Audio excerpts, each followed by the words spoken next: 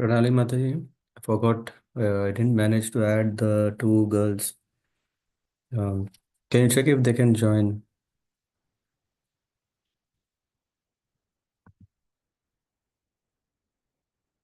Am I audible? Yes, Prabhu, you're audible. Okay. Give me 1 second. Let me set up the audio.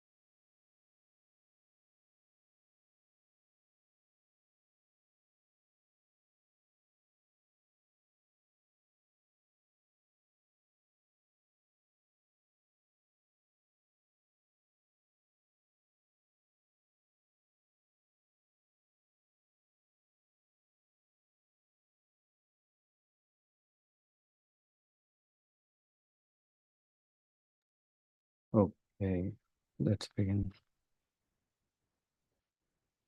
Maybe Pranali Mata, you can start today. You can read the translations of this chapter, and I will share the screen.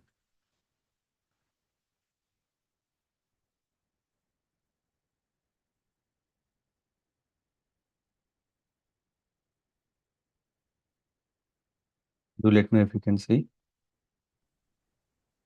I think she has some internet issues. I or Pranali, she has, is okay. not there now. Maybe Pratik Prabhu can. Maybe she is calling others. Once sharing multiple participants can share simultaneously. One participant can share at a time. Then I look to whom did you say who are present? Maybe we give. Pratik is there. Pratik maybe. I think recently Pratik Prabhu, you read, right? No, Prabhuji. Hare Krishna. Okay, then you can read this. Yes, Prabhuji. Om Namo Bhagavate Vasudevaya. Om Namo Bhagavate Vasudevaya. Om Namo Bhagavate Vasudevaya. Indra offends his spiritual master, Bṛhaspati. Uh, yeah, translation. Maharaja Parikshit inquired from Sukadeva Goswami, O great sage, why did the spiritual master of the demigods, Bṛhaspati, reject the demigods, who were his own disciples? What offense did the demigods commit against their spiritual master? Please describe to me this incident. Translation. Sukadeva Goswami said, O king, once upon a time, the king of heaven, Indra, being extremely proud because of his opulence of the three worlds, transgressed the law of Vedic etiquette. Seated on his throne, he was surrounded by the Maruts, Vasus, Rudras, Adityas, Bhus, uh, Visvadevas, Sadhyas, Ashwini Kumaras, Siddhas, Karanas, and Gandharvas, and by great saintly persons. Also surrounding him were the Vidyadharas, Apsaras, Kinnaras, Patagas, birds, and Uragas, the snakes. All of them were offering Indra their respects and services, and the Apsaras and Gandharvas were dancing and singing with very sweet musical instruments. Over Indra's head was a white umbrella as effulgent as the full moon, fanned by yak-tail wicks and served with all the paraphernalia of a great king. Indra was sitting with his wife, Devi, who occupied half the throne, when the great sage Bṛhaspati appeared in that assembly. Bṛhaspati, the best of the sages, was the spiritual master of Indra and the demigods, and was respected by the demigods and demons alike. Nevertheless, although Indra saw his spiritual master before him, he did not rise from his own seat or offer a seat to his spiritual master, nor did Indra offer him a respectful welcome. Indra did nothing to show him respect. Text 9, translation. Brihaspati knew everything that would happen in the future. Seeing Indra's transgression of etiquette, he completely understood that Indra was puffed up by his material opulence. Although able to curse Indra, he did not do so. Instead, he left the assembly and in silence returned to his home. Indra, the king of heaven, could immediately understand his mistake. Realizing he had disrespected his spiritual master, he condemned himself in the presence of all the members of the assembly. Alas, what a regrettable deed I have committed because of my lack of intelligence and my pride in my material opulences. I failed to show respect to my spiritual master when he entered this assembly, and thus I have insulted him. Although I am king of the demigods, who are situated in the mode of goodness, I was proud of little opulence and polluted my false ego. Under the circumstances, who in this world would accept such riches at the risk of falling down? Alas, I condemn my wealth and opulence. If a person says, one who is situated on the exalted throne of a king should not stand up to show respect to another king or a Brahmana, it is to be understood that he does not know the superior religious principles. Leaders who have fallen into ignorance and who mislead people by directing them to the path of destruction, as described in the previous verse, are in effect boarding a stone boat, and so too are those who blindly follow them. A stone boat would be unable to float and would sink in the water with its passengers. Similarly, those who mislead people go to hell and their followers go with him. King Indra said, therefore, with great frankness and without duplicity, I shall now bow my head at the lotus feet of Bṛhaspati, the spiritual master of the demigods. Because he is in the mode of goodness, he is fully aware of all the knowledge and is the best of Brahmanas. Now I shall touch his lotus feet and offer my obeisances unto him to try to satisfy him. While Indra, the king of demigods, thought in this way and repented in his own assembly, Bṛhaspati, the most powerful spiritual master, understood his mind. Thus he became invisible to Indra and left home. For Bṛhaspati was spiritually more powerful than King Indra. Although Indra searched vigorously with the assistance of other demigods, he could not find Bṛhaspati. Then Indra thought, alas, my spiritual master has become dissatisfied with me, and now I have no means of achieving good fortune. Although Indra was surrounded by demigods, he could not find peace of mind. Hearing of the pitiable condition of King Indra, the demons, following the instructions of their guru, Shukracharya, equipped themselves with weapons and declared war against the demigods. The demigods' heads eyes and arms are the other parts of their bodies, and the other parts of their bodies were injured by sharp arrows of the demons. The demons headed the demigods headed by Indra saw no other course than to immediately approach Lord Brahma with bowed heads to shelter and proper instruction. For the most powerful Lord Brahma saw the demigods coming toward him, their bodies gravely injured by the arrows of the demons. He pacified them by his great causeless mercy and spoke as follows. Lord Brahma said, O best of the demigods, unfortunately, because of madness resulting from your material opulence, you failed to receive Bṛhaspati properly when he came to your assembly. Because he is aware of the Supreme Brahman and fully in control of his senses, he is the best of Brahmanas. Therefore, it is very astonishing that you have acted impudently toward him. Because of your misbehavior toward Bṛhaspati, you have defeated you have been defeated by the demons. My dear demigods, since the demons were weak, having been defeated by you several times, how else could you, who were so advanced in opulence, be defeated by them? O Indra, your enemies, the demons, were extremely weak because of their disrespect towards Sukracharya. But since they have now worshipped Sukracharya with great devotion, they have again become powerful.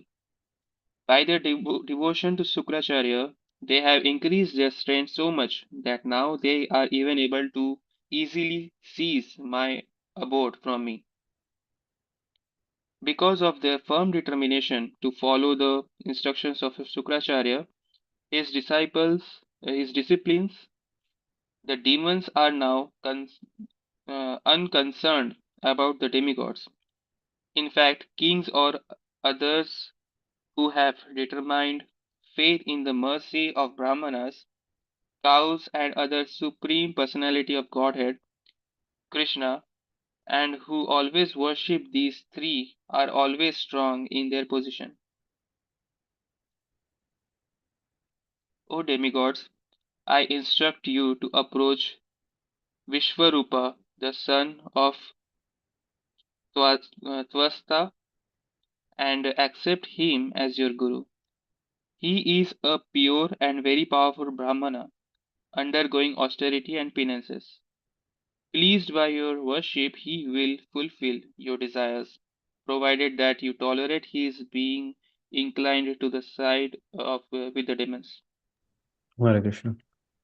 Hare Krishna. Let's do it in two parts. Pratik Prabhu, thanks for reading. How did you find it?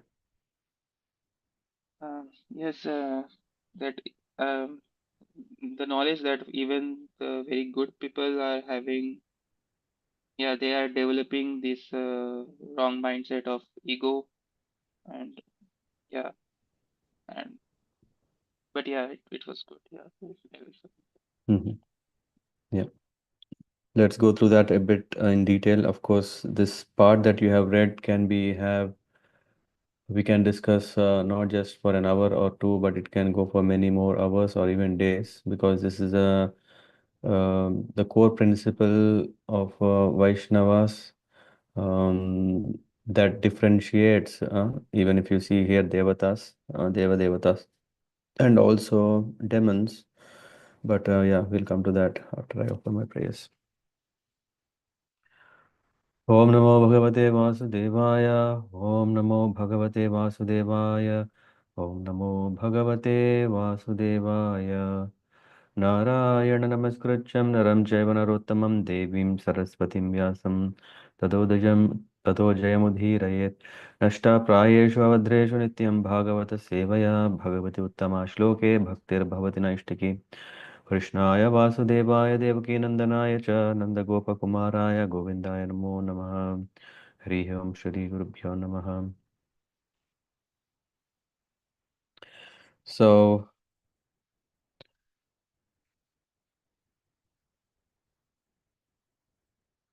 this chapter is in continuation from where we left in the sixth canto, sixth chapter. In the end, there was this narration that concludes with this, that the demigods accept Vishvarupa as their guru. So, when in the sixth canto, sixth chapter, there is this whole how the lineage is from Kashyapa Muni and Atiti. There is this 12 Adityas who's there, Vivaswan, Aryama, Pusha, Twashta, Savita, Bhaga, Data, Vidhata, Varuna, Mitra, Shatru, Urukrama. I mean, and again, there is further description from from Vivaswan, sun god, uh, who have come. There is Surya and there is Chaya and all these things. And final conclusion verse was the demigods accept Vishwarupa. I don't know what I'm. Vishwarupa as their guru. Although Vishwarupa was the son of the daughter of demons, the demigods accepted him as their priest. This was instructed by Brahma when they were abandoned by their guru Bṛhaspati, whom they have disrespected. Yeah, if you remember, when we went through that chapter, we covered this part, and this is the continuation what Pratik Prabhu you were reading. That can be seen here. Give me one second. Go to that part. Yeah, here Maharaj Parikshit inquired from Shukadeva Goswami, Sri Raja Uvacha, Kasya Heto Parityakta Acharyenatmana Suraha Etad Achakshva Bhagavan Chisyanam uh, Akramam Guru. Akrama means an offense. Krama means order, or krama means uh, um, free from offenses, or doing the regular duty or the course of action. Maharaj Parikshit inquired from Shukadeva Goswami, why did the spiritual master of the demigod Bṛhaspati reject the demigods who were his own disciples? So the question here is already an interesting thing. Can a guru renounce his disciples? Hmm. This is what we can see here. The question also is something that Parikshit Maharaj is asking Shukadeva Goswami. What offense did the demigods commit against their spiritual master? Please describe to me this incident. So it means when Bṛhaspati left, then only Vishwarupa will come. And why did the Vishwarupa has come? And uh, Sri Vishwanath Chakravarti Thakur comments, Saptame Guruna Yakter Deva Daitya Prajajitai Vishwarupo Gurutvena Vrito Brahmopadeshataha. This seventh chapter, hmm, this particular chapter describes how Bṛhaspati was offended by the demigods, how he left them, and the demigods were defeated, and how demigods, following the instructions of Lord Brahma, accepted Vishwarupa as a priest to perform their summary. This is the summary verse of this chapter, and then the question is the key of this chapter, and Srila Vishwanath Chakravarti Thakur is saying the this whole chapter will be about that.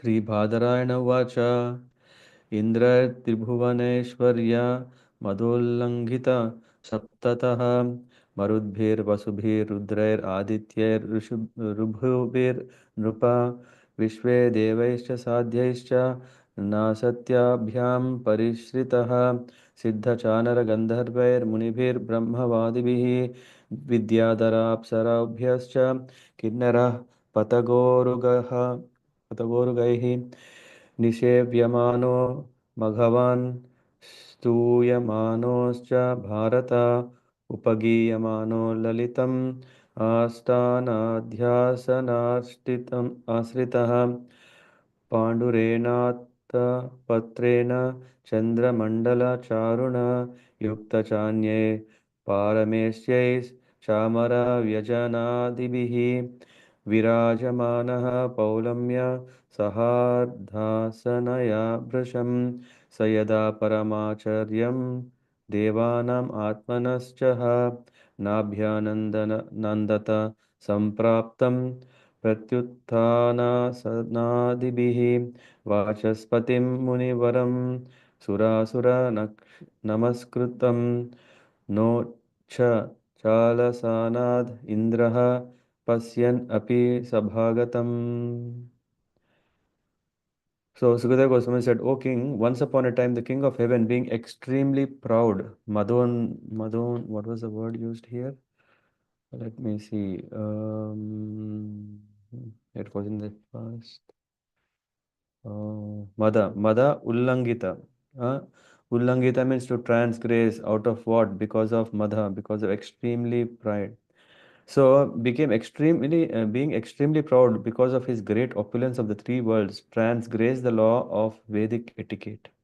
Seated on his throne, he was surrounded by all. Everyone were there, and when this comes, when recognition comes, then what one may think is now I can also be yeah, after all, Indra is the king of heavens, and why not? He may carry some pride. No, it's not allowed because a person is given that role so that he can render proper service to all the fellow beings of the heavenly planets or even three worlds, or in fact, all these who have come should only remind, just in the case. In Ramayana, we see what is the mood of Ram when he was informed that tomorrow you will become the king. He was not in jubilation, rather he was in a very grave mood, that he was very, very, yeah, speechless, not because like he has got what you call this gram Oscar award, that people will start showing all these expressions of not able to speak. No, it was a moment for Lord Ram to understand the gravity of the role or responsibility he is going to take. That's why he himself went to his palace and he was not speaking with anyone, and very deeply thinking what should be his course of duty, how to fulfill that responsibly. And here we can see a moment where Indra, because of Mada, because of a sense of pride, he became so much that he has ullangita, he has crossed the code of conduct. What is that? Is we will see. Over Indra's head was a white umbrella as effulgent as the full moon, fanned by yak-tail whisks and served with all paraphernalia of a great king. Indra was sitting with his wife Sachi Devi. And Sachi Devi, here we see, she is also sitting in the assembly and occupied half of the throne, who occupied half the throne when the great sage Bṛhaspati appeared in that assembly. When Bṛhaspati appeared, Bṛhaspati being Guru, uh, yeah, yeah, it's nice, of course. Yeah, Bṛhaspati is the guru of all the devatas. Of course, it doesn't mean he is a guru of mine. No, Indra should also understand that he is the guru of everyone. In fact, the king cannot or should not work independently without the consultation and counseling of a guru. Hmm. Nevertheless, although Indra saw his spiritual master before him, he did not rise from his own seat or offer a seat to his spiritual master. Nor did Indra offer him a respectful welcome. Indra did nothing to show him respect. Tato nirgatya sahasa kabir angirasa prabhu ayayo swagraham tushnim vidwan Shri Mada Vikriyam. So Sri Mada Vikriyam means deterioration because of madness due to opulence. This is what the word translation is. So Bṛhaspati knew everything that would happen in the future. Hmm. Seeing Indra's transgression of etiquette. Here we are touching two important points. We are touching an important point of what is an etiquette. Etiquette is something is a behavioral,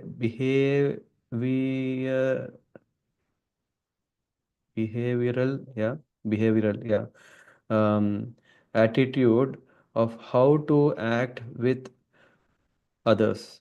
And here, among that also, there are, of course, one could be a peer, one could be a senior, one could be a junior. And here, Indra's transgression of etiquette, he completely understood that Indra was puffed up by his material opulence. So, the moment when we see some people are not offering their or not following proper etiquettes, we can understand maybe there is some sense of pride, maybe in a big capacity or in a big form or a small form, but that is there. Although able to curse Indra, he did not do so. A Brahmana's quality is that he wouldn't just slip out of passion. No, Brahmana is situated in the mode of goodness, and although able to curse Indra, that he had the power. A Brahmana always has the power to command uh, the Kshatriyas, Vaishyas, and Shudras. Why? Because that's what we call Brahma Tejas. How they are getting Brahma Tejas? Because they are constantly meditating not upon themselves but upon the Supreme Lord, and because of their connection to the transcendence, that Tejas is coming. So Brahma Tejas is something, it's very difficult. In fact, in one of the verses, Kashyapa Muni, no, Kashyapa Muni asked Diti, did um, did you do something that you have become a prey of the Brahma Tejas, due to which you have become like that, or worried, or lost all your luster? So, although Bṛhaspati, he could curse Indra, he did not do so. Instead, he left the assembly and in silence returned to his home. Leaving an assembly, what reminds, if someone can recollect, there is this, when there was Daksha, who was also out of his pride, being recognized by everyone as the the most important Prajapati of that times. In fact, he became the king of Prajapatis, or the head of the Prajapatis. There was a sense of pride, and at that time he has chastised um, um, Lord Shiva at that time. Yeah, if you can see, Lord Shiva was seeing what was happening. Because of him, there were two parties. One is the one who were supporting Daksha. In that, of course, there were Brahmanas also were there. Bhrigu was there. So, and on the other side, there were the devotees of Lord Shiva. Devotees of Lord Shiva were protecting. After all, it's the pride of their spiritual master or the Lord, Guru, and Deva, Mahadev, Lord Shiva. So they tried, and in this process, what happened is there was a series of cursing and counter cursing each other, and this Lord Shiva didn't like, and not just he didn't like, he became very morose, and he was becoming sober and thought, let me leave from this place before it can blow off and many curses are um, incurred by my followers. Here we can see, although able to curse Indra, he didn't do that. Instead, he left. Tarya eva,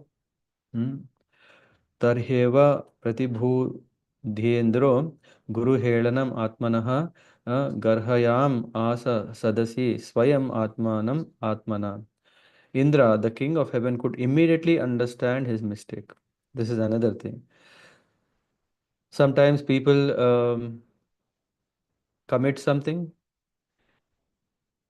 and then they immediately realize, oh, there is this nature in me that has overcome.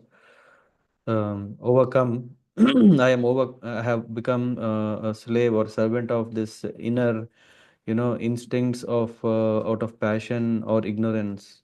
A person who is in the mode of goodness, he would not just succumb to such kind of instincts, but rather he would understand, oh no, here Indra, who was in mode of goodness, of course, because of sense of pride that can be there. So just imagine a person who is a devotee, who also has a sense of pride. Sometimes what happens, the devotion in him dominates the passion, and sometimes the passion in him dominates the devotion. There is constant fight between these two, good and bad, or what do you call this? Hmm, sides of a person, yeah, which means sometimes people may use this word called split personality. Everyone has a split personality. Why? Because we are under the influence of three modes of nature, and we don't know which mode dominates, and that mode of a personality is manifesting. And unless one is using the intelligence to control the mind to act in the mode of goodness or in devotion, it is very hard to overcome the influences of passion and ignorance, because these are always barking louder. So they are looking for a moment and they start barking.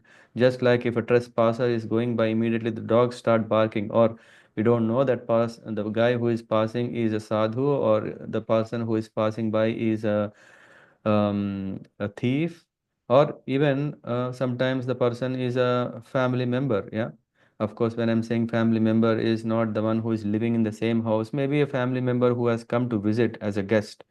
So the dog doesn't differentiate. Why? Because it really senses something odd, and that something odd can immediately make this dog become sensitive and starts barking. So coming back, but Indra in this case could immediately understand his mistake. Why? Because he was more dominated by the mode of goodness which is there, and it's only sometimes the spell of pride when you are in the center of attraction. When Indra was in his assembly where everyone came, and yeah, that was center of attraction, that yes, that he is the head of all, he is managing everything. So sometimes this pride dominates, but uh, a sensible person understands, oh, if something has happened, in this case, Bṛhaspati who came, who had mm, left. Why would Bṛhaspati come to just leave? Hmm? No, there is something has happened. What could have happened?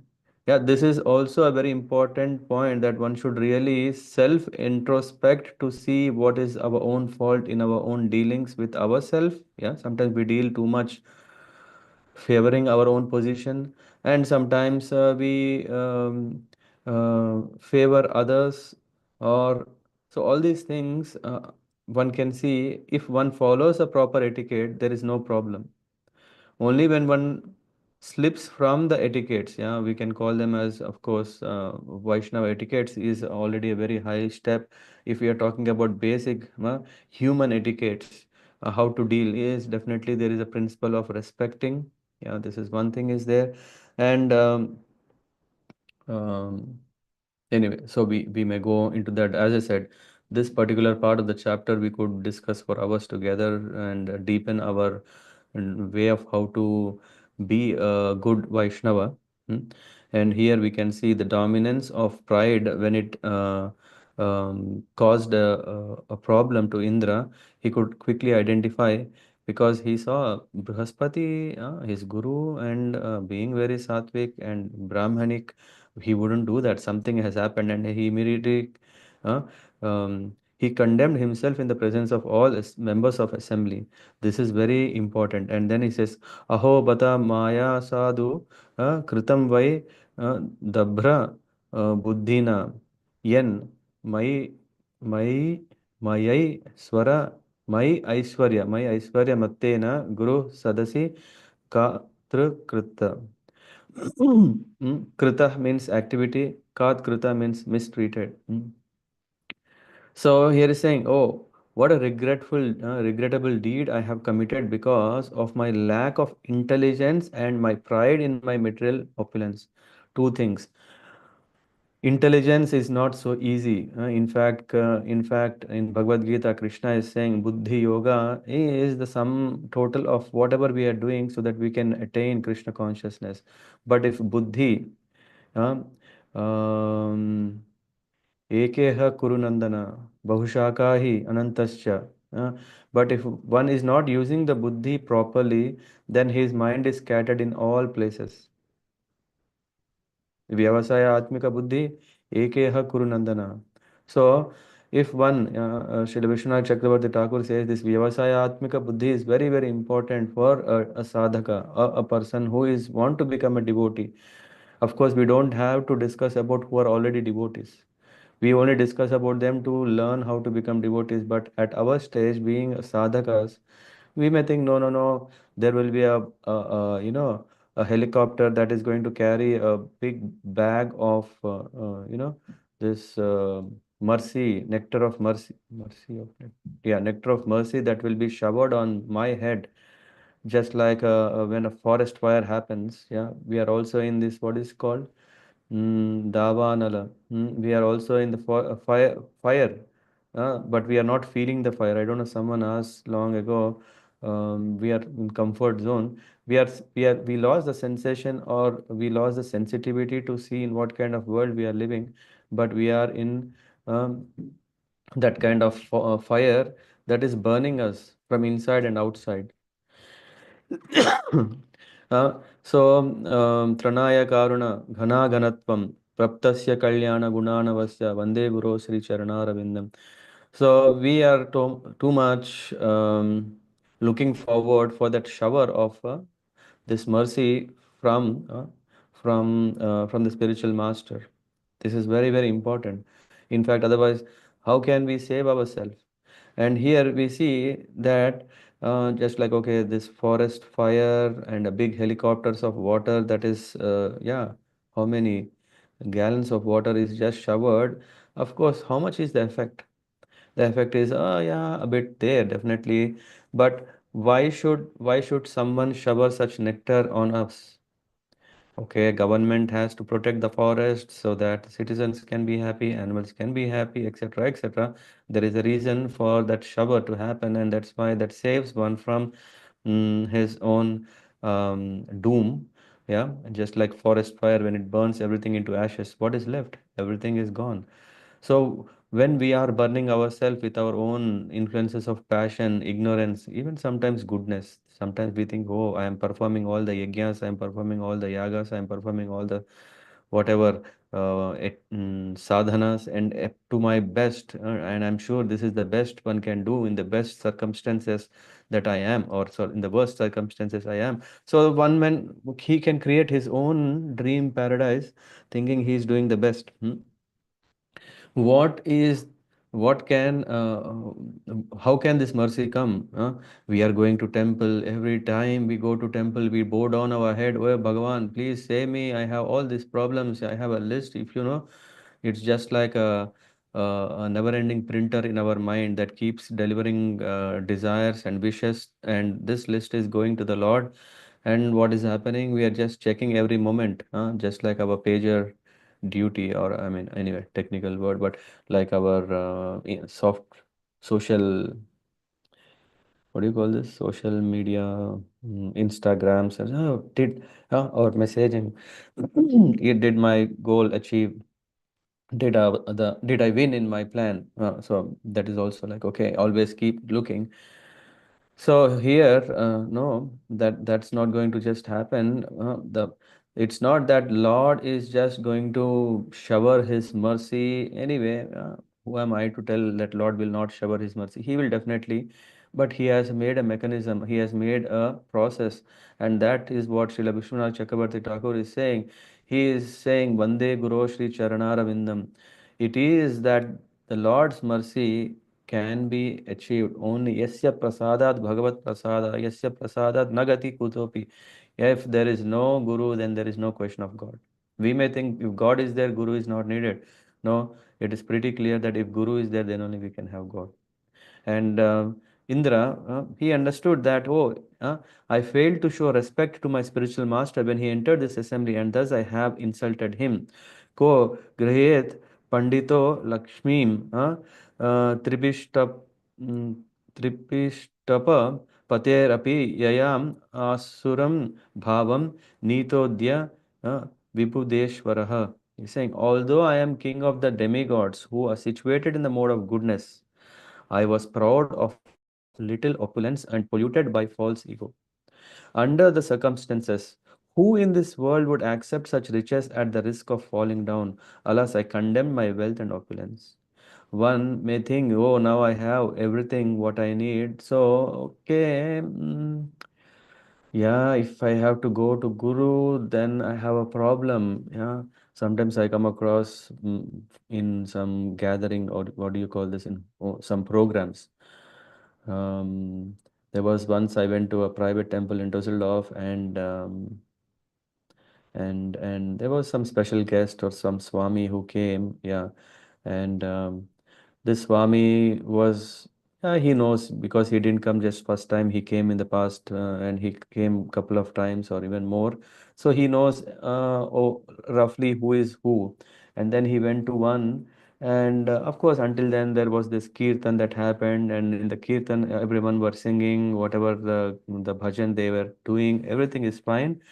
But then the time came. I think it was after prasadam or before. Then this particular old man, he.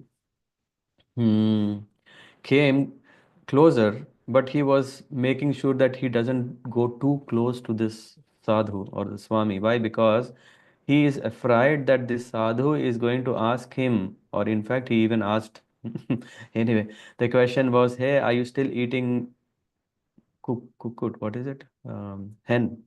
I mean, the sadhu was still asking, hey, did you leave non-vegetarian or are you still eating? So that is the reason this person was a bit scared to go closer because he has to give up. And of course, because he knows why did he come to the program? To do bhajan so that he can please the Lord or to please the sadhus or not to displease the sadhus.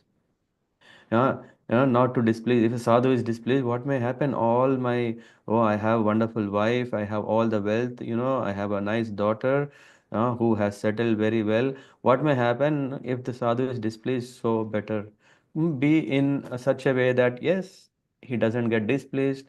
And of course, only thing is, I'm expecting he can become more pleased with me, but I'm a bit careful so that I don't have to give up my own habits, all these kind of complexities that will be there. So in a way, uh, so a person is struggling, and here Indra, no, he is a devotee after all, yeah, though there was this moment of pride that has overcome on upon him. No, he immediately understood, oh, I was proud of a little opulence and polluted my false ego. And he is saying, what is the use of all these riches if my guru is not pleased? Yeah. Who in this world would accept such riches at the risk of falling down? So, if that sadhu or the saintly person or a swami, if he would just curse this particular person, he would just immediately say, oh, I'm ready to do everything so that all my opulences can be maintained. Uh, or if I have to give up everything, that is also fine, but my good fortune should not go away. Because if one has good fortune, getting them back is not a big thing, or saving them is not a big problem. So he condemned his own wealth and opulence. In the purport, Sri Chaitanya Mahaprabhu prayed to the Supreme Lord, Na dhanam, na janam, na sundarim, kavitam va jagadisha kamaye, mama janmani janmanishware, bhavatat bhaktir ahaituki tvayam. So, the Chaitanya Mahaprabhu is praying, oh my Lord, I do not aspire for material opulence or wealth, nor do I want a great number of followers to accept me as their leader, nor do I want a very beautiful wife to please. Mama Janmani Janmanishware Bhavatat Bhaktir Ahaitukitwai. I do not even want liberation. All I want is what? Life after life is to be a faithful servant of your Lordship. Again, back to the point, Chaitanya Mahaprabhu, yeah, he is he appeared in Mayapur, Navadvip, in the form of devotee. Though he is a supreme lord, he appeared as a devotee, and which means that we aspire to learn from Chaitanya Mahaprabhu, not just go and worship. Oh Lord, you are great, you are great. Yes, no, he is coming. That's why we see these are instructions. These are eight Shiksha Ashtakam, and that na dhanam na janam na sundarim kavitam va jagadisha kamaye mama janmani janmanishware bhavatat bhakti rahetukritvai. According to the law of nature, when one is extremely opulent, one becomes degraded, and this is true both individually and collectively. This is also a secret. Sometimes some devotees would ask, hey, initial days of my bhakti is like, rocket, going all the way up, as if there is no limits to the sky. But then after some time, oh, I think there are limits. So then this rocket starts going like a plane. You know what will happen to a plane? Yeah, no, no more heights. Just maintain where you are. Or sometimes even unable to keep up because you don't have fuel. What will happen? This this so-called rocket became a plane will start looking for what do you call this? Landing. It starts looking for a landing, and sometimes you don't land properly. You end up in uh, what do you call that? Emergency landing. And if you can't handle emergency landing, then okay, finish. So, so we need to understand that according to the laws of nature, when one is extremely opulent, one becomes degraded. This is the laws of nature. We don't have to get to that level. Uh, Sometimes someone asks, "Na, okay, is it all fine if I become rich and then what is harm if I'm always engaging in devotion?" Be careful because we are playing with the laws of nature. Unless we have the strength of bhakti, unless we are devotee, unless we have the mercy of the Guru, that loss of nature is unsurmountable, very difficult to handle. The demigods are situated in the mode of goodness, but sometimes even one who is situated in such an exalted position as King Indra, the king of all the demigods, falls down because of material opulence. We are now actually seeing this in Prabhupada writes in America. The entire American nation has tried to advance in material opulence without striving to produce ideal human beings. And that's what is was the time when Prabhupada there. And then the result of that, uh, Americans are now regretting the wholesale criminality of American society and are wondering how America has become so lawless and unmanageable. Every country is facing with this problem. Why? Because we have not invested right time in the right people in the right moment, which means that kids should be educated how to behave good, how to have the etiquettes. Okay, maybe then the society there is a whole big gap in the school system. Okay, what about the youth? Yeah, maybe it's not like, okay, kids, okay, it doesn't mean that, oh, as a kid, if I'm not taught, I don't know if Seema Mataji is here. Yesterday she was saying, oh, we have already grown older than what we for that instruction. No, maybe then if not students, as kids, we didn't learn, then we learn it at youth in the college. And at, of course, by the uh, great efforts, we can see how ISKCON is enlivening the youth to become humans, or I mean, anyway, everyone is human being, but actually pick up the human values. And then if one doesn't take it up at that time, because no, I have a lot of desires. After all, my parents, they used to tell when I was a kid that, hey, you finish your 10th class, then life is yours. If you finish your intermediate, then life is yours. I was hearing all these things. I had to work like a donkey all these years, and then finally get my degree. And now you want me to renounce everything? Come on, no, it's not a fair deal. Let me enjoy. In fact, I know Shastras are saying dharma, artha, kama, moksha. Hey, moksha is coming a last stage. And I think that is the coolest thing. Yeah. The difficult thing is dharma, artha, kama. Why? Because you have to accrue a lot. You have to arrange so much. You have to work very hard day and night to make your own home. But to become moksha, you have to give up everything. Giving up is so easy, isn't it? That is the mentality of people. They think, hey, if someone asks, can you give up smoking? He says, if I want, I can give up smoking even now. But I don't know why they can't give it up in spite of knowing what are the effects of it. So that is what happens. That's why moksha is in the end doesn't mean that it's an easy thing. It's very difficult and it needs practice right from the school age to the last end of our last moment of our life. We need to practice. Anyway, let's go because there's so much to cover here. Therefore, both individually and collectively, they try to enjoy so-called material comforts and they become addicted to wine and women. WWW. What is the other one?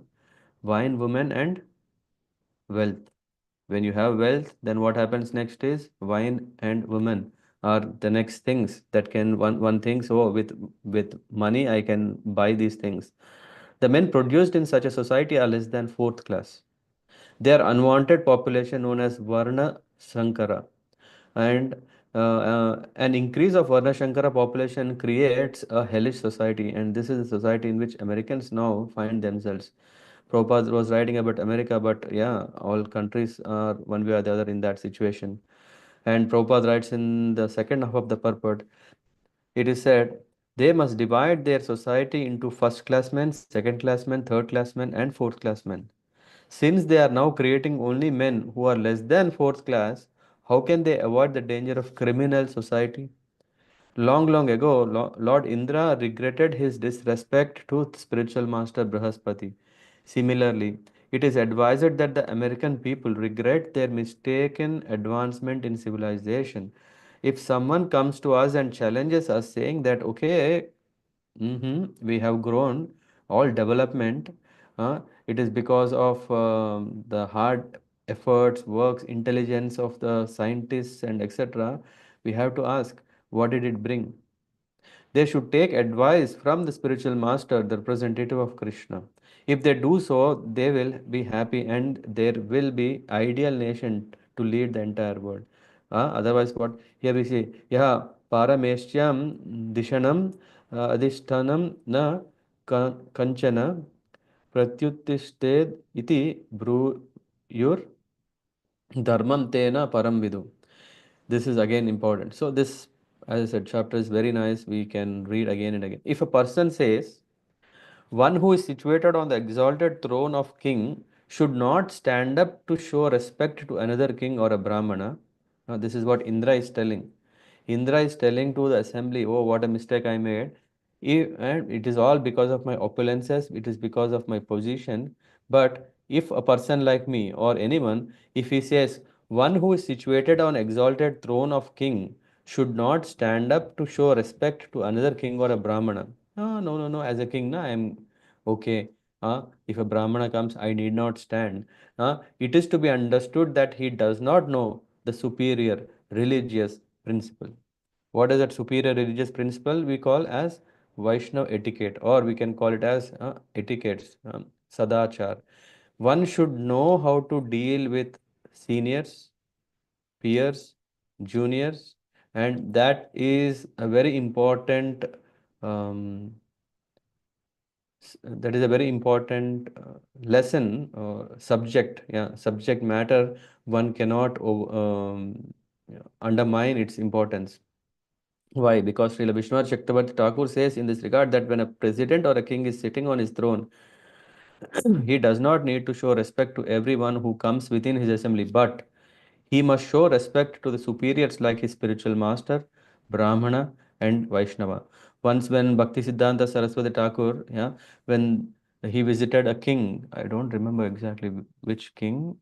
At that time, the Britishers were there. The Britishers were there.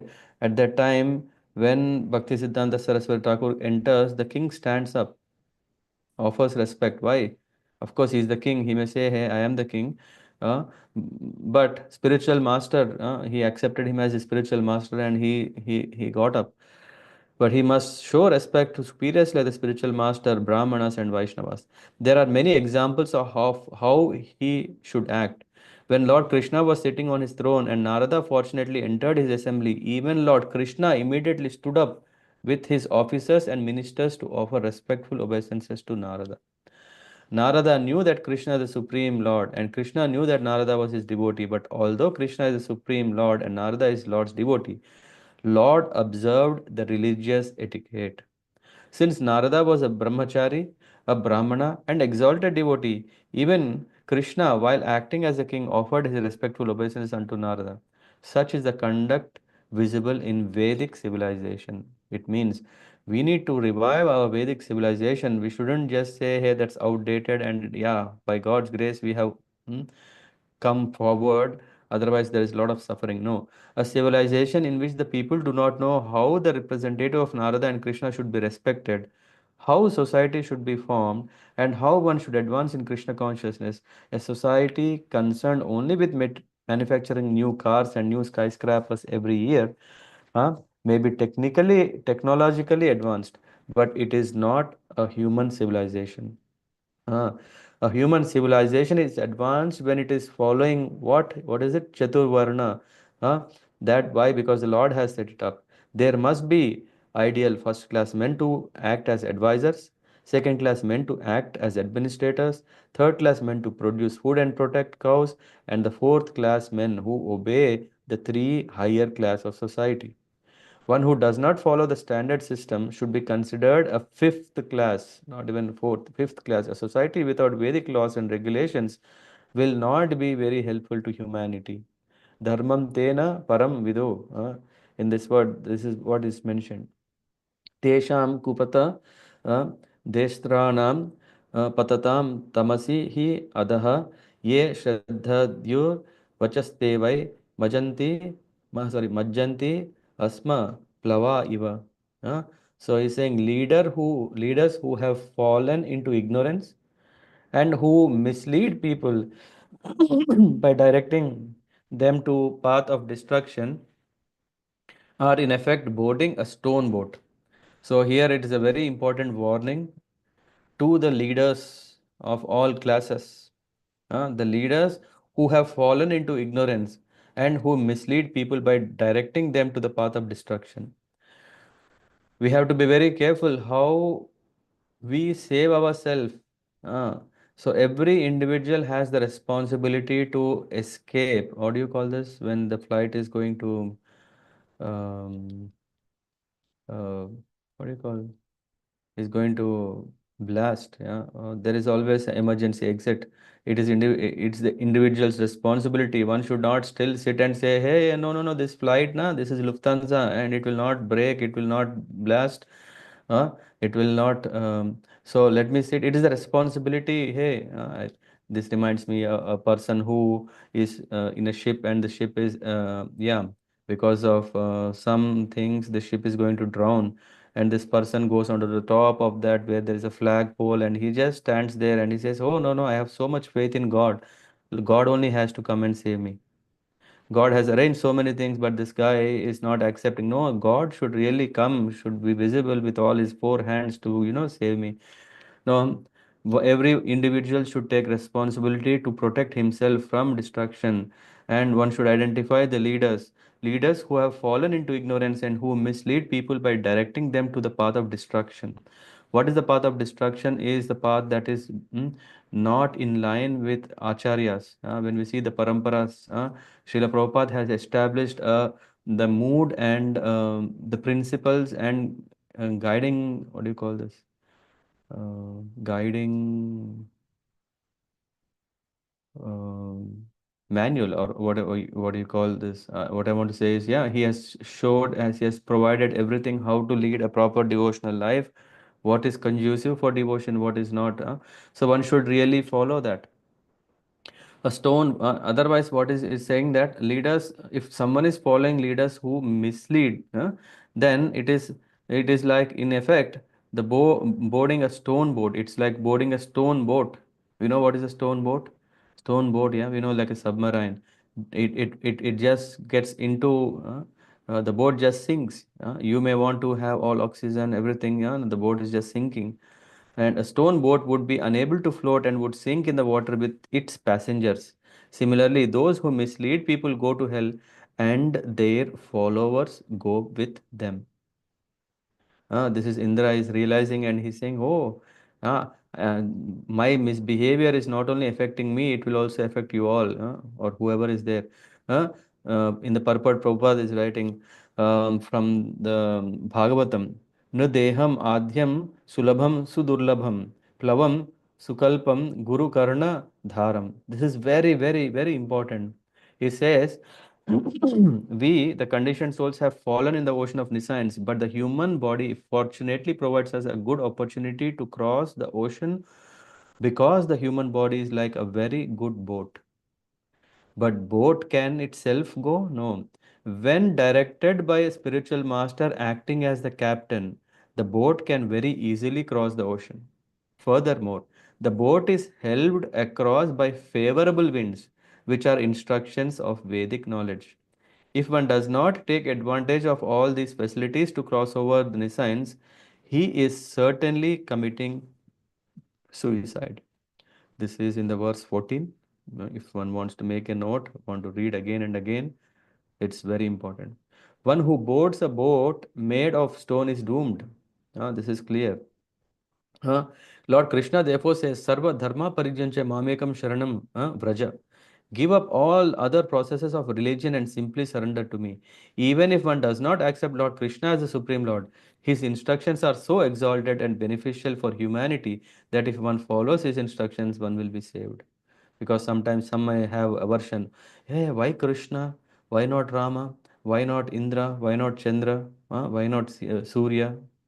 So many, okay, that's also fine. Just take the shelter of Gita's instruction, because this is having all the instructions that are needed to practice a proper yoga, which is Bhakti Yoga. In this regard, Srila Vishwanath Chakrabarti Thakur comments, Asmayam plava yesham te yatha majjantam plavam anumajjanti tathena raja niti upadeshtustu swa sabhyeshu kopo vyanjitaha. If society is guided by political diplomacy, with one nation maneuvering against another, it will certainly sink like a stone boat. Political maneuvering and diplomacy will not save human society. People must take to Krishna consciousness to understand the aim of life, to understand God, and to fulfill the human mission. अताहम अमराचार्यम अगाध दिशनम द्विजम प्रसादये प्रसादयिष्ये निसतः शीर्ष्ण तत् चरणम स्पृशन. He is saying, Lord King Indra is saying, therefore, with great frankness and without duplicity, this is very, very important. King Indra realized he made a mistake. So immediately, with great frankness and without duplicity, no, no, no, no. If I go and tell to Bṛhaspati, he may think, he may now come to know that I am subordinate. I am not. I thought king is superior. If I go and tell, all this value is gone. No. Therefore, with great frankness and without duplicity, I shall now bow down my head at the lotus feet of Bṛhaspati, the spiritual master of the demigods. Because he is in the mode of goodness, he is fully aware of all knowledge and is the best of the Brahmanas. Now I shall touch his lotus feet and offer my obeisances unto him to try to satisfy him. Therefore, he decided that henceforth he would be Nishata, non duplicious. This is very important. What does it mean to be non duplicious? Is not thinking how to manipulate so that others may have a good perception of our own self. Hmm? If I do this, that question itself is making us know one who is truthful, one who is just straightforward, one who is very simple, he is not duplicitous. This is what it is not that Indra has to think, oh, my position is a king, I should no, or my position, oh, all these things forget. Let's follow the etiquette as it is. This is what Indra is doing. He just came up with this. Yes, spiritual master position is very exalted because he is in the mode of goodness and he is fully aware of all knowledge and is the best of the Brahmanas. This is what he knows the greatness of Bṛhaspati. So he went. Now I shall touch his lotus feet and offer my obeisances. These days one may think, oh, it is so nice to ask forgiveness and it is so easy to bow down at the feet. But if one does not, what is the purpose of paying obeisances? Yeah, if someone is committing a mistake and they say, oh Prabhu, oh Mataji, please forgive me. I have done something wrong, or not even thinking about it. Main goal for me to fall at your feet is so that I am free from offense. Oh, I'm not. Oh, may Vaishnava aparad may not fall upon me to protect myself.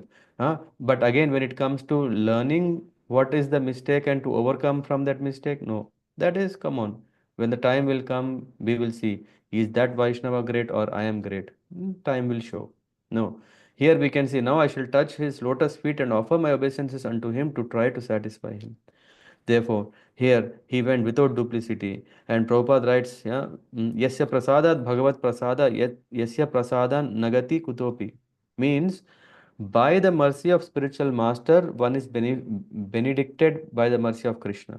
So we may think if Lord is there, then Guru is not needed. No, Guru is there, then the Lord's mercy will flow. Without the grace of spiritual master, one cannot make any advancement. A disciple should never be a hypocrite or be unfaithful to his spiritual master. A very important line to be underlined. In Śrīmad-Bhāgavatam 11:17-27, the spiritual master is also called Acharya. Acharya Mam Vijaniyan means the Supreme Personality of Godhead says that one should respect the spiritual master, accepting him as the Lord himself. Navamanyeta karhichit. One should not disrespect the acharya at any time. Namartya buddhya suyeta. One should never think the acharya an ordinary person.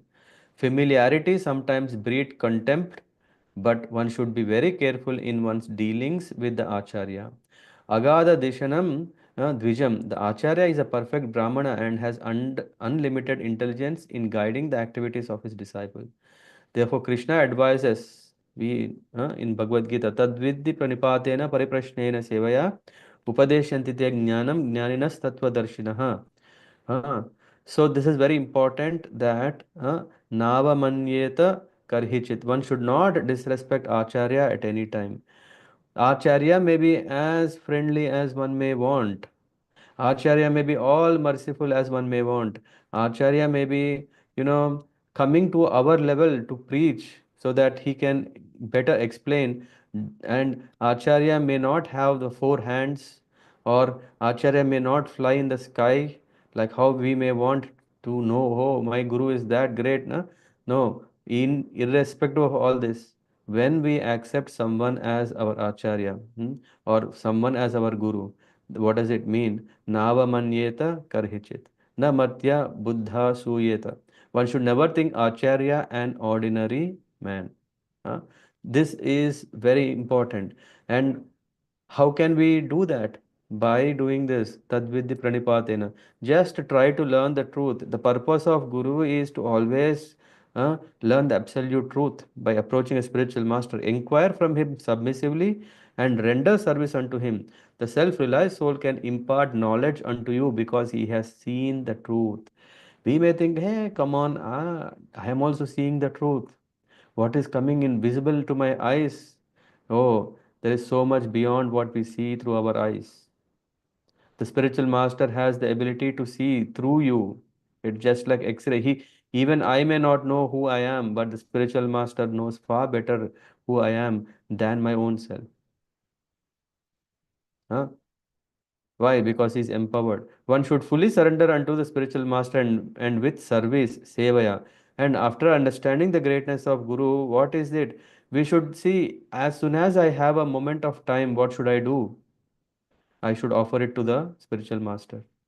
There is no question of doing anything else. Why? Because we have dedicated, we have said, okay, I accept you as my Guru. So everything of my time is for you. Yeah. And one should approach him for further spiritual enlightenment. Evam chintayatastasya maghono bhagavan grihat brhaspatir gato drishtam gatim adhyatma mayaya. Oh, what has happened? He has just disappeared. While Indra, the king of demigods, thought in this way and repented in his own assembly, Bṛhaspati, uh, the most powerful spiritual master, understood his mind. Thus he became invisible to Indra and left home, for Bṛhaspati was spiritually and more powerful than Indra.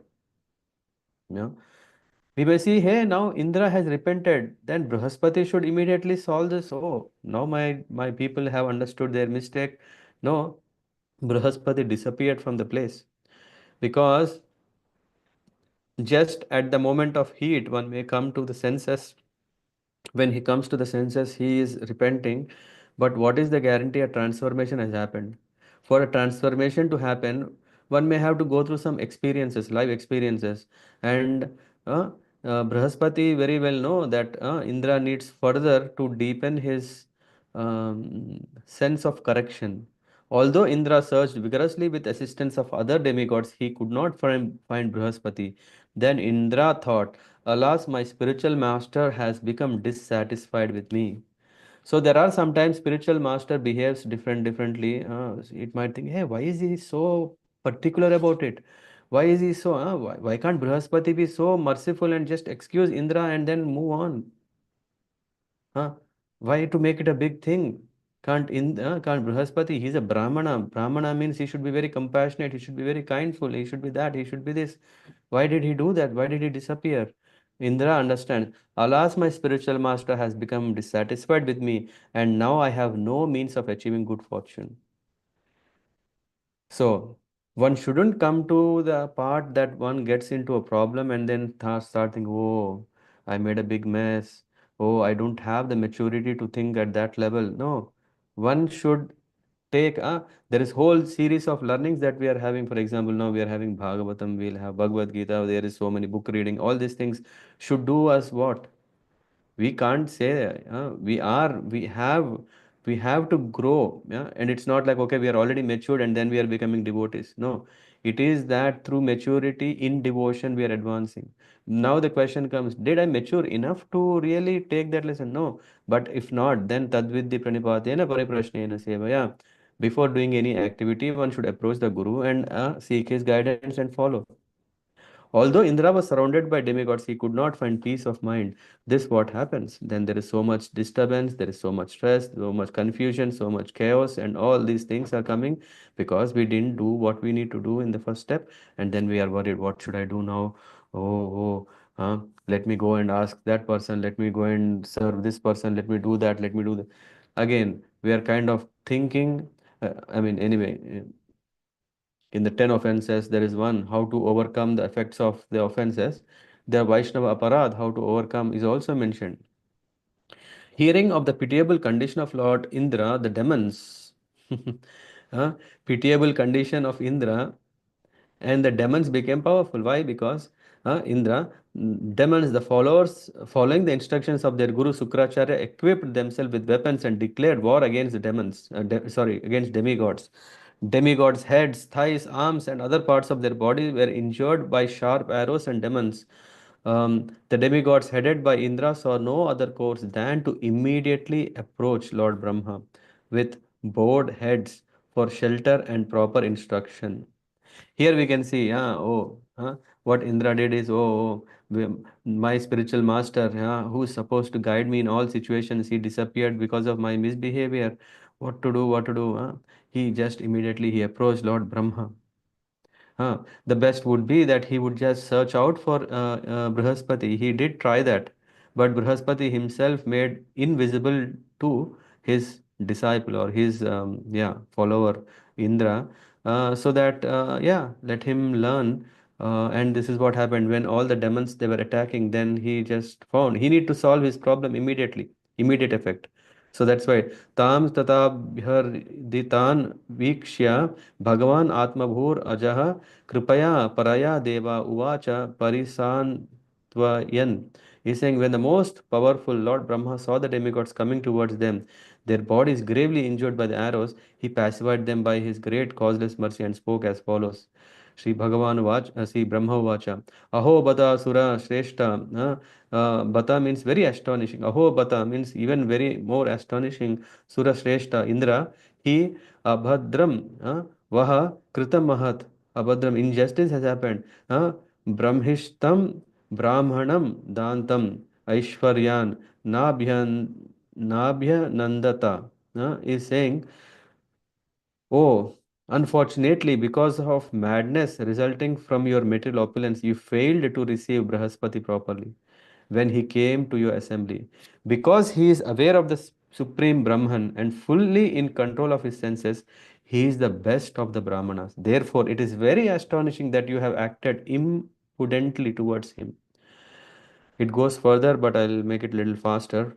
Prabhupada writes in the purport, Lord Brahma wanted to impress upon demigods that one's guru should not be disrespected under any circumstances. When Bṛhaspati entered the ashram assembly of the demigods, they and their king Indra took him for granted. Huh? Just, oh, yeah, like others, yeah, they took Bṛhaspati just like granted. Of course, we know his greatness. I know that he is very intelligent. And yeah, yeah.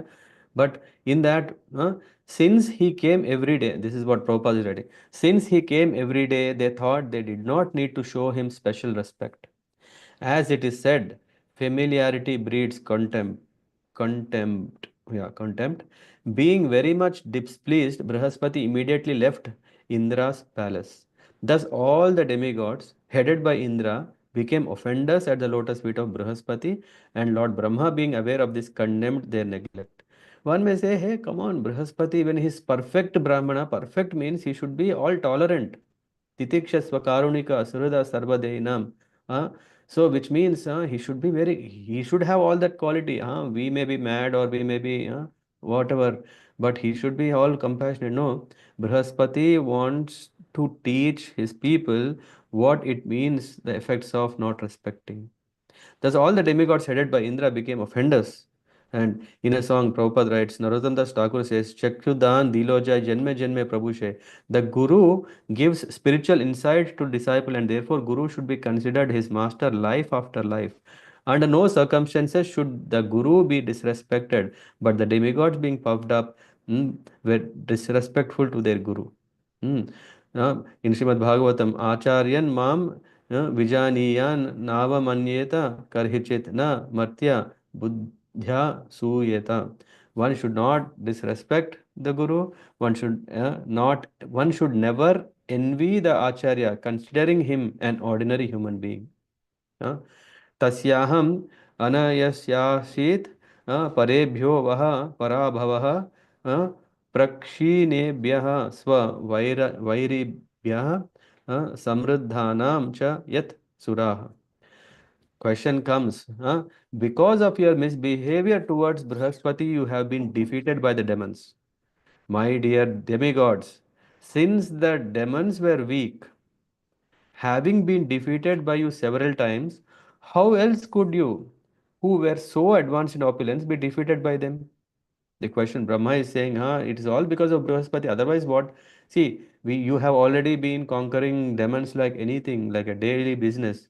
How come that now they become more powerful than you? Hmm? Do you know how to explain that? The Devas are celebrated for fighting with Asuras perpetually. It's not just today's, in 21st century, in May 7th, something happened. No, this has been there. There is always fight between the Devatas or demigods and the Rakshasas, demons. In such fights, the Asuras were always defeated. But this time, the demigods were defeated. Why?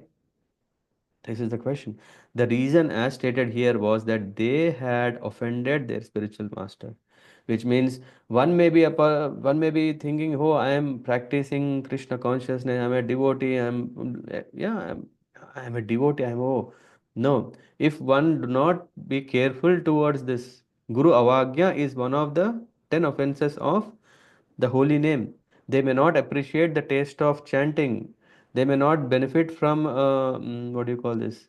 Japa, Kirtan, all these things. Why? Because they have offended, and then Guru Avagya can affect uh, badly.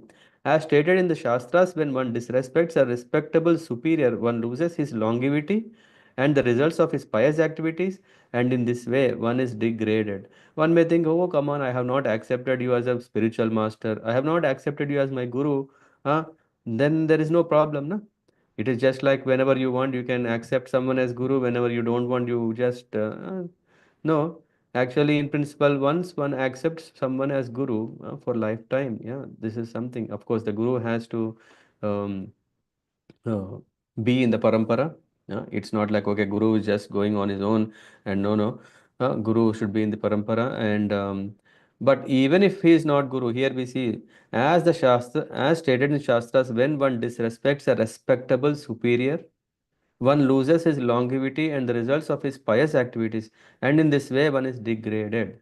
Maghavan Dvishatah Pasya Prakshinam Gurva Atikramat Samprati Upachitan Bhuyah Kavyam Aradhya Bhaktitah Ada Dhiran Nilayan Mamapi Bhrugu Devata. He is saying, what is the power of Guru is told in this verse 23. It says, O Indra, your enemies, the demons were extremely weak because of their disrespect towards Sukracharya. But, very important, the demons were not regarding Sukracharya, their guru, so much. That's why they were weak. But now what happened?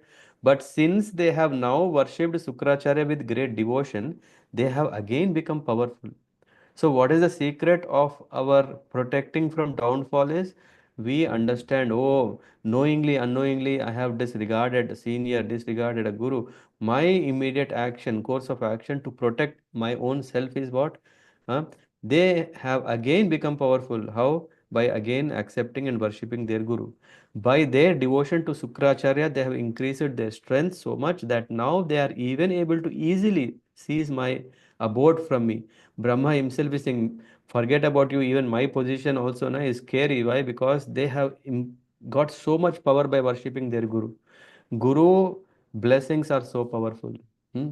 Lord Brahma wanted to point out to the demigods that by the strength of the Guru, one can become most powerful within this world, and by the displeasure of Guru, one can lose everything. One cannot make advancement if one regards Guru as ordinary. Huh? In Madhya Leela, 17th chapter, 80th verse, there is this Mukam Karoti Vachalam Pangum Langayate Girim Yat Kripa Tapamaham Bande Shri Gurum Deenatarinam. We may not understand the greatness of Guru because we are seeing Guru in our material platform. He is a guru. Ah, yeah, maybe he has some followers. Yeah, yeah, what's the big thing? Oh, yeah, no. By the mercy of Guru, even a dumb man can become the greatest orator, and even a lame man can cross mountains. In fact, in Bible also there is a similar thing. The, I forgot what is that. One can dictate that, oh, you mountain or a hill, if you move, if you say, if you are strong, then the mountain will move. Something like that. I forgot, but. As advised by Lord Brahma, one should remember this Shastric injunction if one desires success in his life. Hmm. I don't know, did you read till 25? Tripishtapam kim ganayanti abhedya mantra bhrugunam anushikshitata na vipra govinda gav ishwaranam bhavanti abhadrani nareshwaranam. He's saying because of their firm determination to follow the instructions of Sukracharya, his disciples, the demons, are now unconcerned about the demigods. Which means, as long as we are in the parampara, as long as we are following the instructions of our Guru, we don't have to be afraid. In fact, kings and others who have determined faith in the mercy of Brahmanas, the cows, the Supreme Lord Krishna, and who always worship these three are always strong in their position. Hmm. In summary, although demigods were very powerful material opulence, the demons defeated them in battle because demigods had behaved disrespectfully towards a Brahmana, Bṛhaspati, who was their spiritual master. Tad Vishwarupa. I don't know. Did you read 25 also?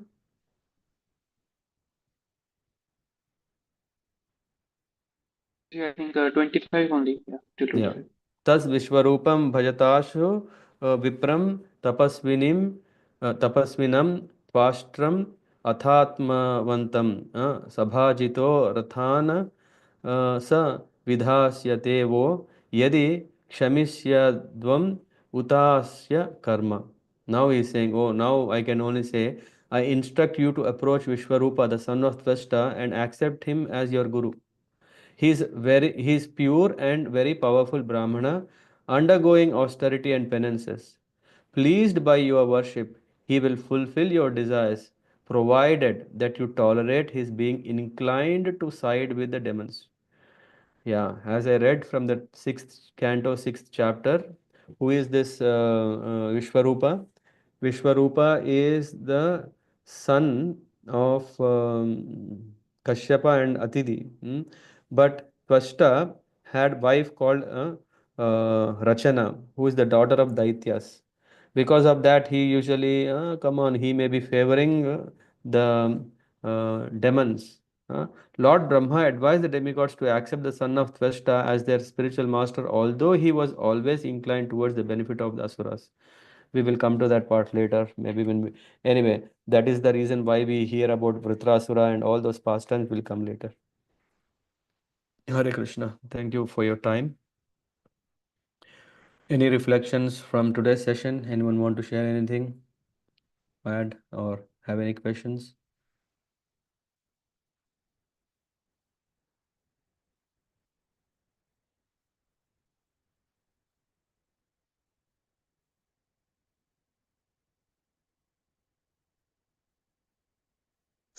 Hare Krishna, Prabhuji.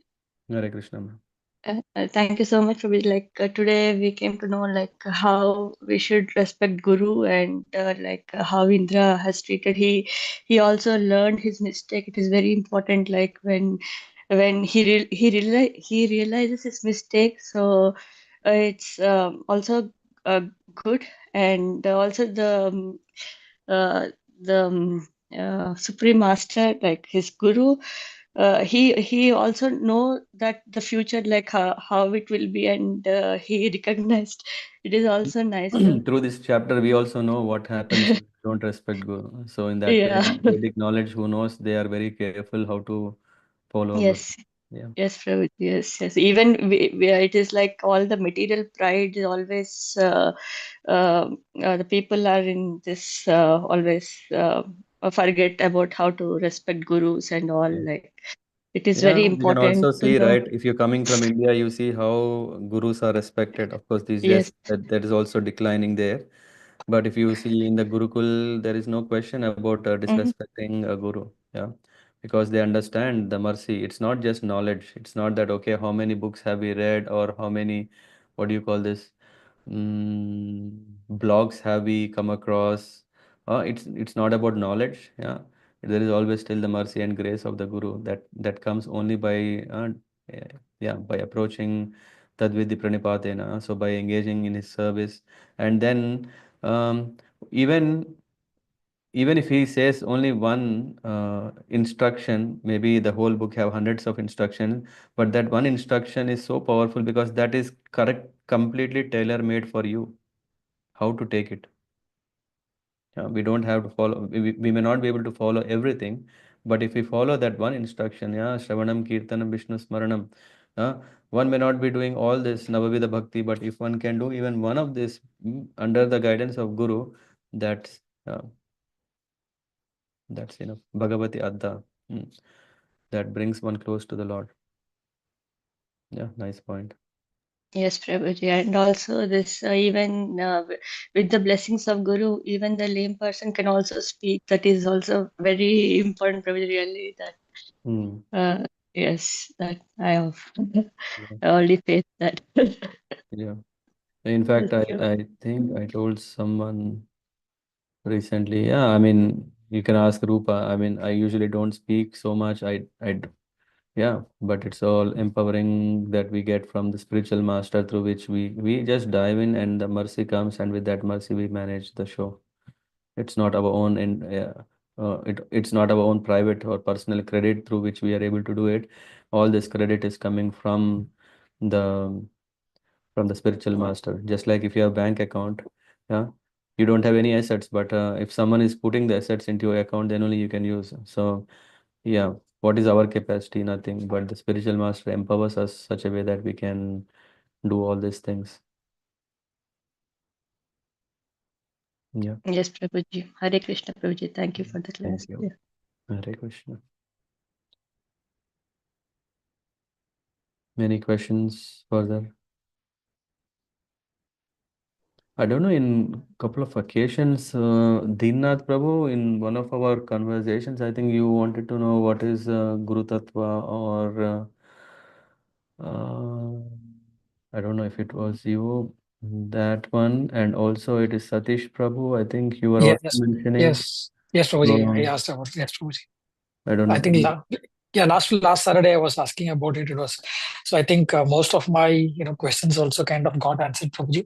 But one question, Prabhuji, like I thought I No, should no, I mean, also. I'll come to you, but I'm just checking. Dinanath Prabhu also, did we come across that?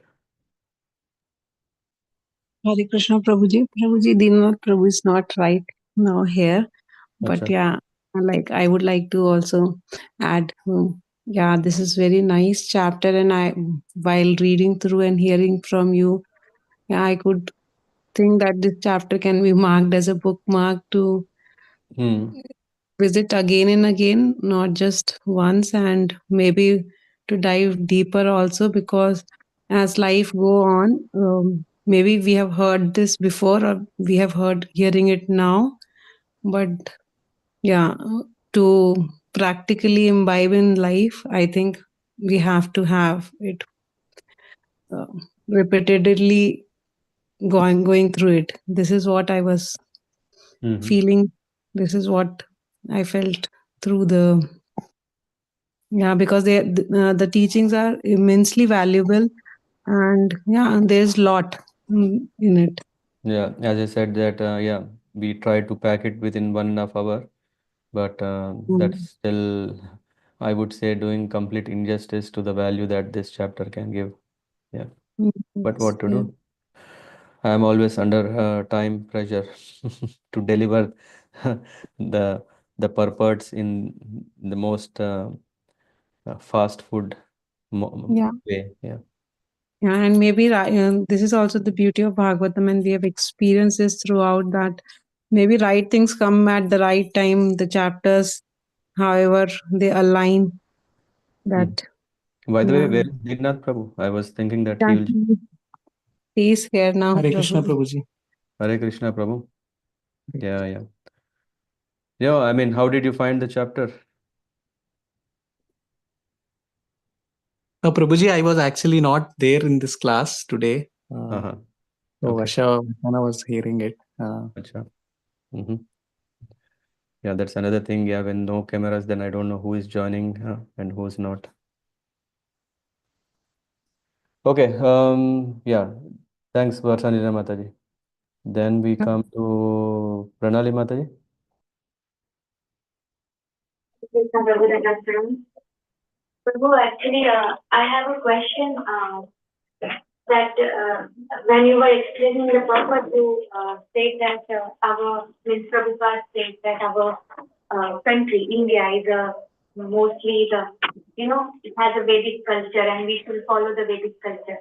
But when I moved here in Germany, then I have seen here are a lot of forests and a lot of matas, and the land is flourishing.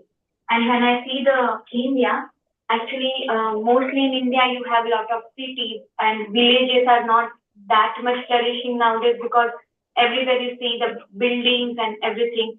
But here they have maintained the forest also, the nature also. Then how is it possible that this foreign land is flourishing so much, but not India? Yeah, very good point. Um, I mean, your voice was challenging, but I got your question. Let me know if you can hear me well.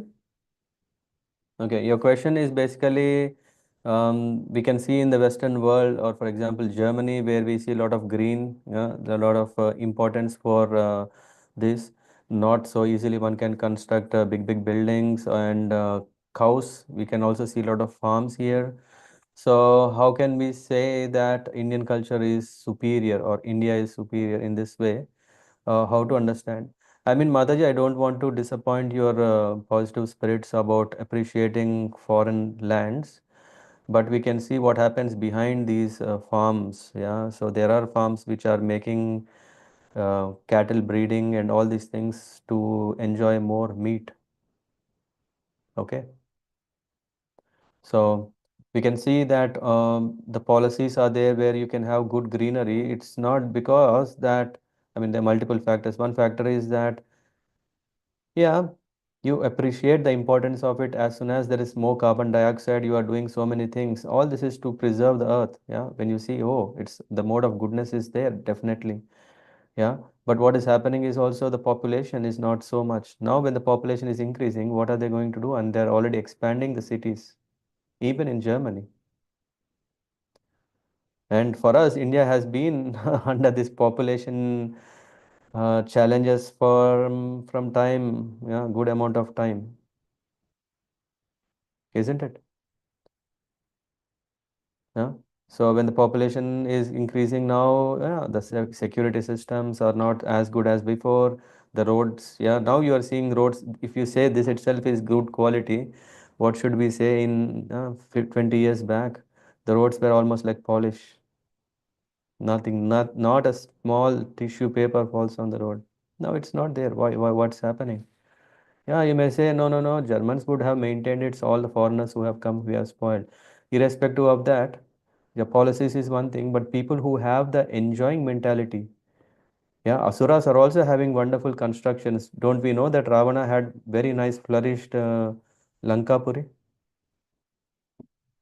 Yeah.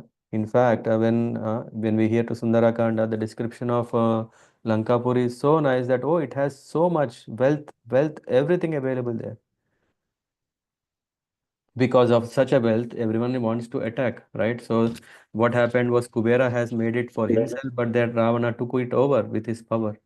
Is that flourishing and the demigods have provided? No, the demigod, the purpose is not met. So here also we may see, okay, everything is maintained, but on a long run, this will not work until one has a devotional or what you call culture.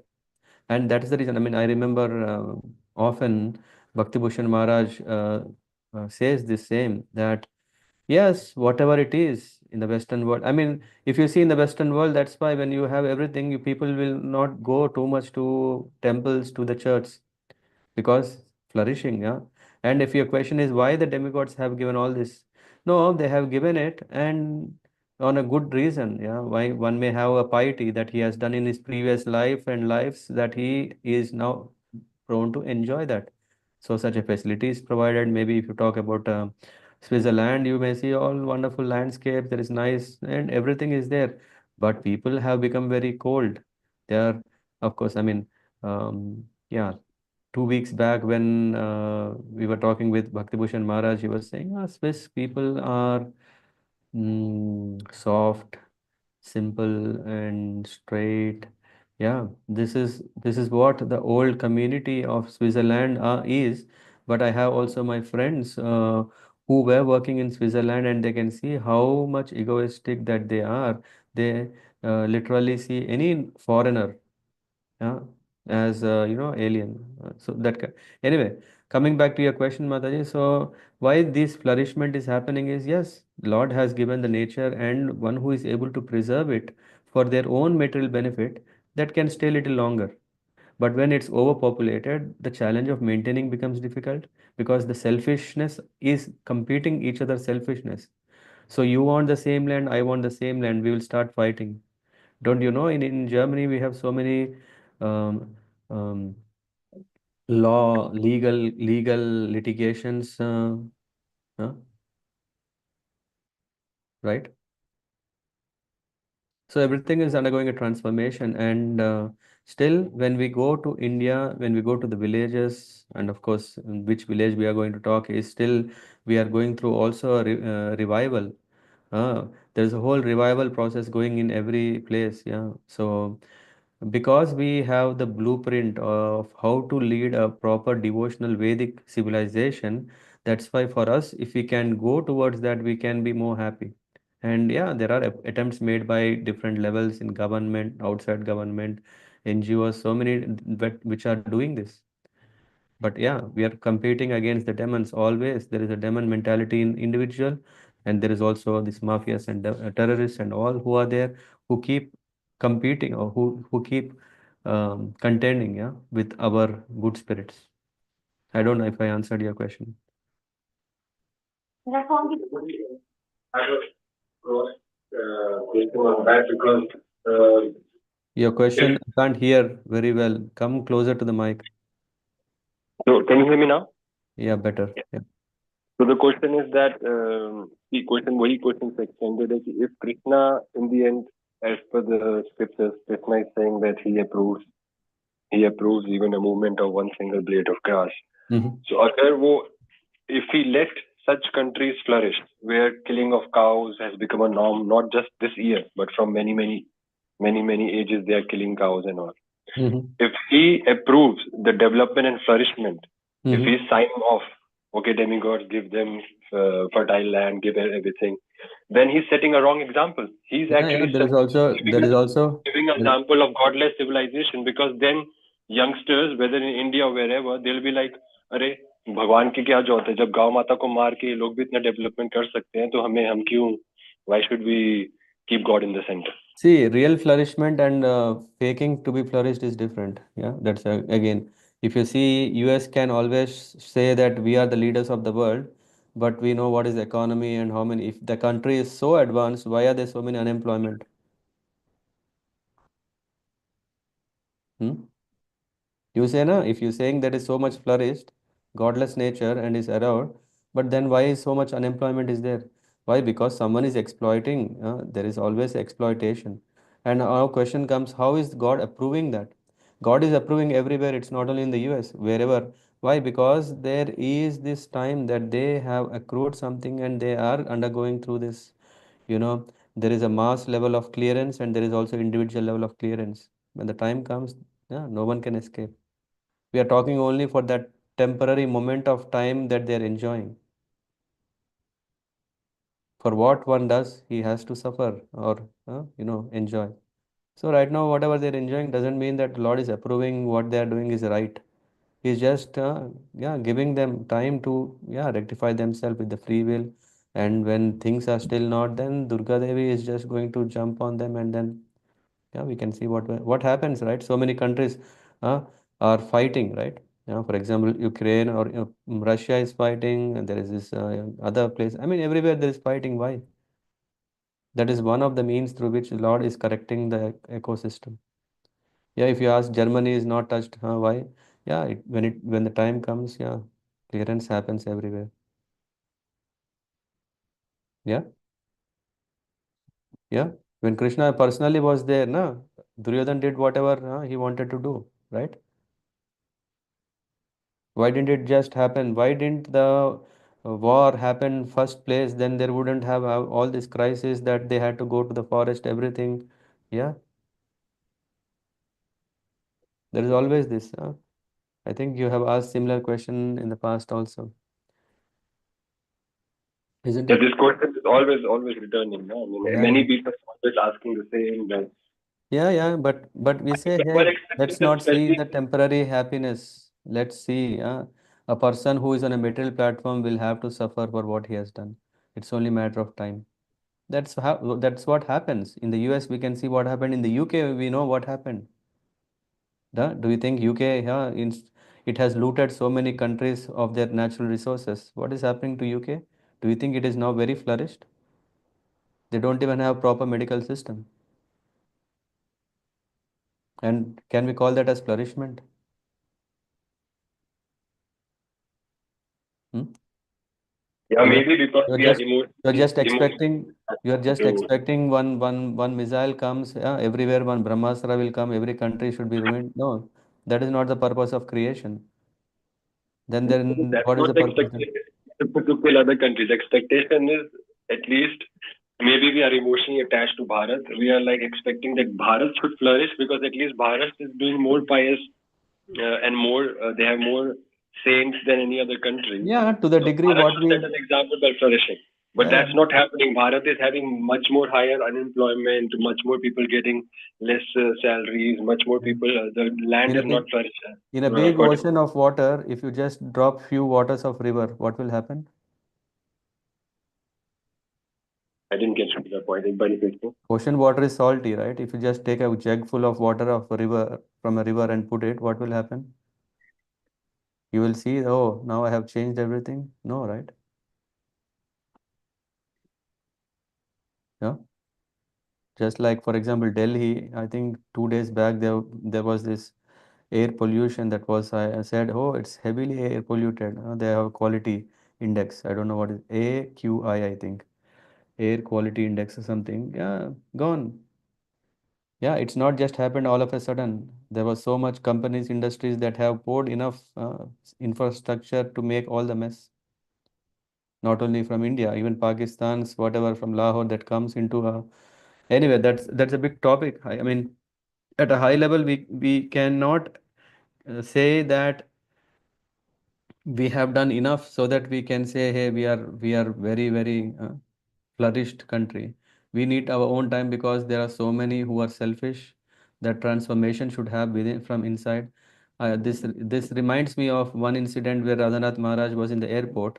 At that time, the environment, what do you call, minister, she just challenged Maharaj, saying, hey, Maharaj, what is this happening when festivals or something happen? The whole Vrindavan is spoiled because you people, you come and speak, and of course all the people will come in thousands, and then they will throw all garbage and spoil the river and everything.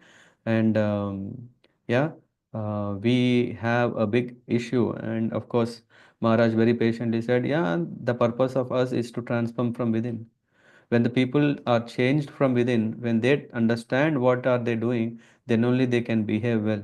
That's what we are trying to do our part. And yeah, as environmental, until then, there is a minister who has to take care to make the cities clean from outside. We can't, so both have to go, both have to happen.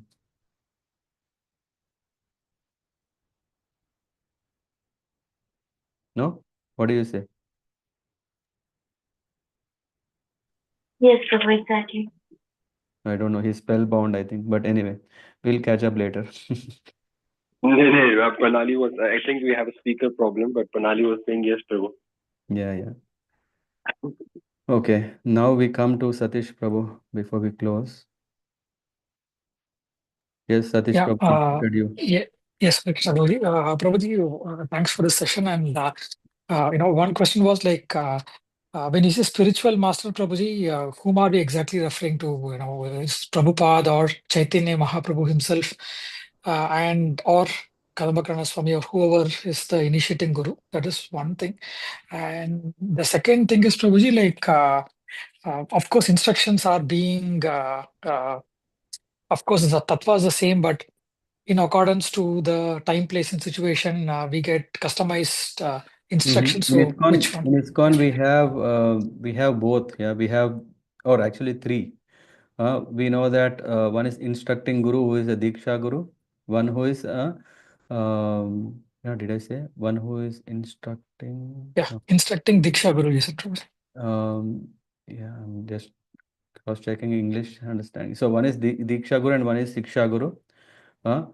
One who is oh no, good question. So anyway, all experts are here. What do we call in English Shiksha Guru? There is a word anyway. I have to check back. So and then there is third Guru, who is that? The founder Acharya, Srila Prabhupada. Srila Prabhupada, though we are not taking direct Diksha from him, he is the founder Acharya. He is still our instructing Guru. So that's why one who is giving Diksha Guru is called a different word in English. Uh, Instructing Guru.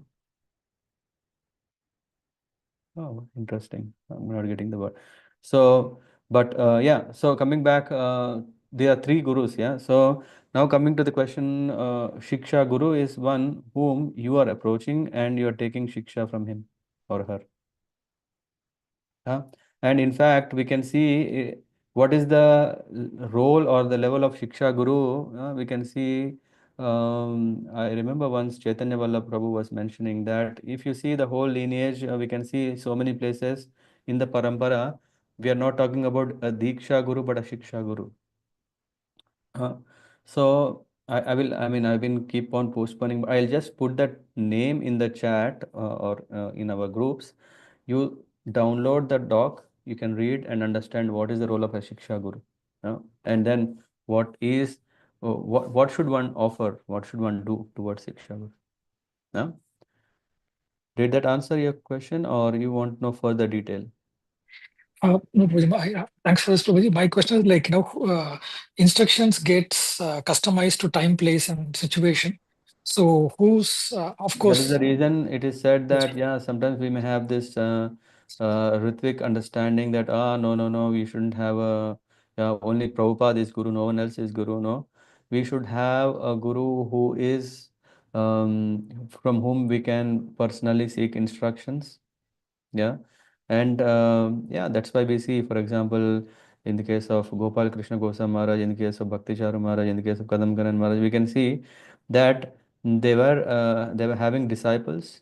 And after that also, yeah, one will still have connection with the Diksha Guru, but Diksha Guru is going to say, okay, yeah, you can be under so and so guidance. For example, Bhakti Charu Maharaj, was it him? Or Gopal Krishna Goswami Maharaj. I think, yeah, Gopal Krishna Goswami Maharaj said, yeah, in case if you have anything, you can seek instructions from Lokanath Maharaj. Yeah. So that depends between the gurus how they can help out their disciples to still get spiritual personal guidances. So anyway, that's a very specific and broad topic. both. But your question, I don't know. Your question Yes, was yes, Prabhuji. I still, think wherever there's association immediate, I think it's very, that's yeah, it's very important. That's why we can see that one is advancing by learning, right? And learning in the sense, then there is this process, yeah, you are accepting. Otherwise, you would just say, friend means opinion. Oh, I like it, I take it. If I don't like it, I don't take it. No, that will not bring anything. yes, Prabhuji. Thank you so much. Prabhuji. And as soon as when you're taking, then we have this. Okay, that's why we are seeing, okay, Lord is appreciating that one surrenders to a guru, because when we don't surrender, then always there is this independence that I can do, I can't do, I don't want to do, I will do all these things. Yes, Prabhuji. Thank you so much. Yeah. Okay. Good. In the end, we come to an end. Thank you very much for your I time. think Madhuri was unmuted in the meantime. Maybe does she has any question or she wanted to share Is anything? she there? Hare Krishna, Madhuri Mataji. Hare Krishna Prabhuji. Thank you for this wonderful lecture. And this topic is very important, and we have been hearing in between also. I remember one of the saptah we have talked a lot about importance of guru, and that is actually like a came for me like a turning point. So this chapter is again very like interesting for me, especially the last part of this chapter. You know how Brahmadev said that he's also afraid what Indradev has done. So this is very interesting to know, and we come to know that how you know uh, blessed our life is with having a guru, and one can receive a mercy from God with the help of the guru if we are in the shadow of the guru. So as you said, this chapter is very interesting. This chapter teaches a lot for us. Yeah, it's a must. I don't know, somehow I put message only in the last minute. Yeah. Anyway, we have recording if someone want to, yeah, share with others. And yeah, this is also nice how we can make others understand the importance. I think we didn't discuss something too detailed that is too much only specific, but yeah, it's on a general note also is very important for everyone. Yes, Prabhuji. Yeah. Thank you, Prabhuji, very much. And thank you, Pamataji, as well.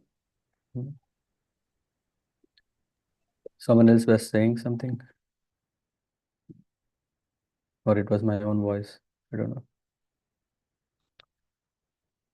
Okay. Then thank you very much. Vanchakalpatarabhyascha kripa sindhubhye vacha patithanam pavanebhyo vaishnavebhyo namo namah. ग्रंथराज श्रीमद्-भागवतम की जय, श्रील प्रभुपाद की जय, अनंत कोटि वैष्णव वृंद की जय, नामाचार्य श्रील हरिदास ठाकुर की जय, निताय गौर प्रेमानंद।